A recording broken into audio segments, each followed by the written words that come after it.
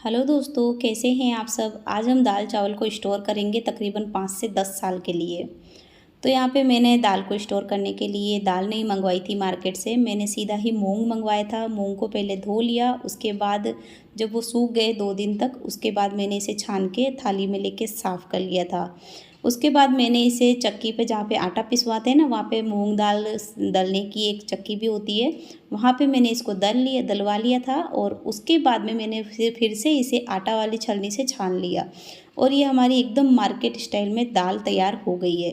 तो ये 5 किलो मूंग की दाल है और इस 5 किलो मूंग की दाल को स्टोर करने के लिए मैंने लिया है बरसों पुराना मेरी दादी सास के ज़माने का एक नुस्खा। तो मैंने यहाँ पे सरसों का तेल लिया है और ये सरसों का तेल हमारी दाल को बरसों बरस ख़राब नहीं होने देता है। तो दाल में जो एक सफ़ेद सा कीड़ा लगता है ना, जो कि दाल को अंदर से खोखला कर देता है, वो वाला कीड़ा तो बिल्कुल नहीं लगता है। और ईली या फिर कुछ भी कीड़ा कह लो आप, बिल्कुल नहीं लगता है। तो यहाँ पे मैंने 5 किलो मूंग की दाल के साथ में 1 बड़ा चम्मच जितना सरसों का तेल लिया है। ये सरसों का तेल हम इसके अंदर डाल देंगे। यदि आप मूंग की दाल को स्टोर करते हैं तो इस तरह से, तो आप पहले उसे धो लीजिए और सुखा लीजिए, उसके बाद स्टोर कीजिए ताकि पकाते समय आपको धोना ना पड़े। तो 1 चम्मच सरसों के तेल के साथ में हमें लगेगा 1 चम्मच नमक, और नमक तेल डाल के इसे अच्छी तरह से मिला देंगे। आप चम्मच से और हाथों से कैसे भी मिला सकते हैं। अच्छी तरह से पहले इसे मिला दीजिए और उसके बाद में आप इसे दूसरे हाथ में लेके चेक कीजिएगा कि तेल में, मतलब कि दाल में तेल ज़्यादा ना हो जाए। और यदि हम इस तरह से स्टोर करते हैं ना, तो यकीन मानिए दोस्तों, आपकी दाल 1 से 2 विसल में पक जाती है, एकदम गल जाती है, जैसे कि हमने काफ़ी ज़्यादा विसल लगाई हो वैसे। तो बहुत ही बढ़िया सा ये नुस्खा है। सरसों के तेल से बहुत ही बढ़िया सी खुशबू भी आती है दाल में और हमारे हेल्थ के लिए भी बहुत ही हेल्दी होता है। और आप दाल पकाते समय सिर्फ इस बात का ध्यान रखिएगा कि आपने पहले से ही इसमें नमक डाल रखा है। तो ये देखिए, मैंने इसे अच्छी तरह से मिला दिया है और इस हाथ में तो मेरे तेल लगा हुआ है, पर दूसरे हाथ में जहाँ तेल नहीं लगा हुआ है वहाँ पे मैं आपको इसे इस तरह से मसल के बताती हूँ। तेल दाल पे नहीं लगा है, पर मतलब कि दाल के ऊपर, मतलब गहरा तेल नहीं लगाना है, नहीं तो फिर दाल चिपचिप कर जाती है जब हम इसे सालों स्टोर करते हैं।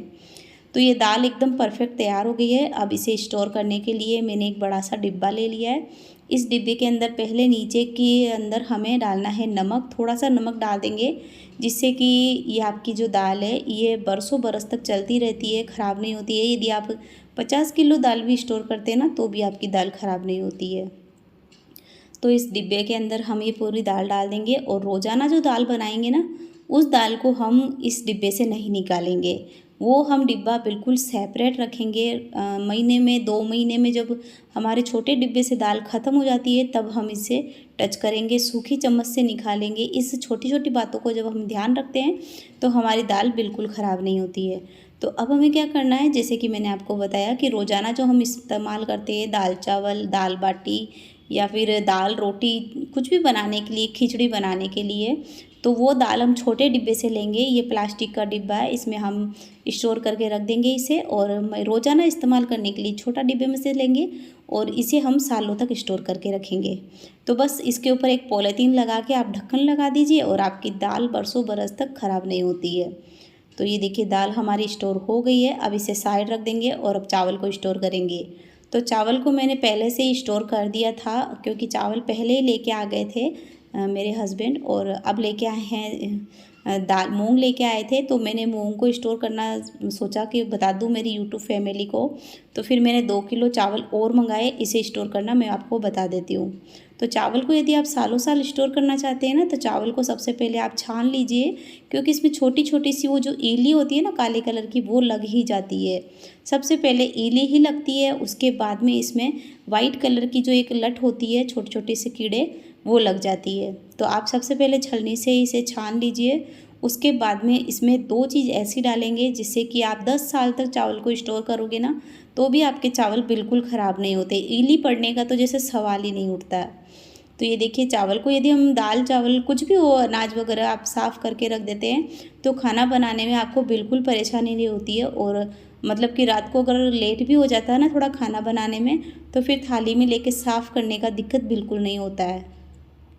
तो यहाँ पे मैंने पूरे ही चावल को पहले छान लिया है और आप देखेंगे कि परात में जब हम देखते हैं ना, तो छोटी छोटी सी ईली वगैरह कुछ रहती ही है, निकलती ही है, ऐसा होता है।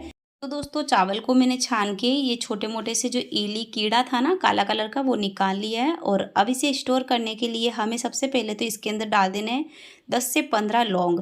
तो ये 2 किलो चावल है तो 10 से 15 लौंग काफ़ी होते हैं, लौंग वापस काम में आ भी जाते हैं। अब इसे ज़्यादा स्टोर करने के लिए मैंने ले लिया है बोरिक एसिड पाउडर। ये आपको किसी भी किराना स्टोर पे मिल जाता है। ये धान में और चावल में दाल में डालने का पाउडर होता है, पर दाल में तो हमारे हमेशा ही सरसों का तेल और नमक डालते हैं, इसलिए मैं नहीं डालती दाल में तो। पर चावल और गेहूं के अंदर ज़रूर डालते हैं। हम साल साल भर 2-2 साल तक ये अनाज इकट्ठा करके रखते हैं ना, तो भी हमारे इस अनाज में नहीं होता है कीड़ा, क्योंकि हमारे तो खेत है तो खेत पे अनाज होते ही हैं। और इसी तरह से हम ये बोरिक पाउडर लगा के रख देते हैं ताकि ये ख़राब नहीं हो। तो इसे स्टोर करने से पहले आपको सिर्फ एक बात का ध्यान रखना है कि आपको दाल चावल गेहूँ जो भी चीज़ आप स्टोर करना चाहते हैं उसे छान के साफ़ कीजिए, उसके बाद उसे धूप लगाइए, फिर इसे स्टोर कीजिए। अब जिस डब्बे में हमें ये चावल डालने हैं उसमें हम सबसे पहले ये पाउडर डाल देंगे बोरिक एसिड पाउडर, उसके बाद में हम इसमें चावल डालेंगे। तो ये देखिए मैंने इसमें थोड़ा सा पाउडर डाल दिया है। और जिसमें बड़े डिब्बे में मैंने स्टोर करके रखे थे 15 किलो चावल, वो जो प्रिपरेशन था वो मैंने पहले से ही कर दिया था, पर मैंने स्टोर कर दिया, उसे सूट नहीं किया है, इसलिए फिर मैंने 2 किलो चावल और मंगाए इसे स्टोर करने के लिए।